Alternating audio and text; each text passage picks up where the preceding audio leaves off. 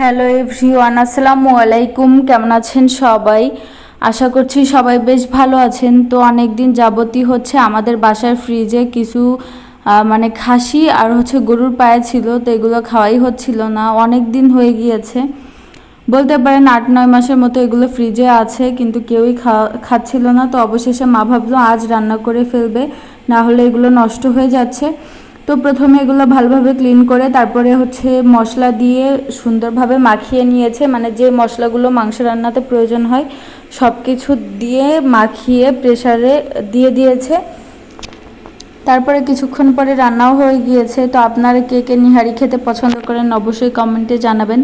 আমার কাছে তো বেশ ভালো লাগে। তো আমাদের রান্না কমপ্লিট, এখন হচ্ছে আমরা খাওয়া দাওয়া করবো। তারপরে হচ্ছে একটু খেয়ে দেখলাম, আসলেই খেতে অনেক বেশি লোভনীয় হয়েছে। তো আপনাদের কার কার কাছে নিহারি পছন্দ অবশ্যই কমেন্টে জানাবেন। Thanks for watching this videos. ইনশাআল্লাহ নতুন কোনো ভিডিও নিয়ে আবার আসছি। আল্লাহ হাফেজ।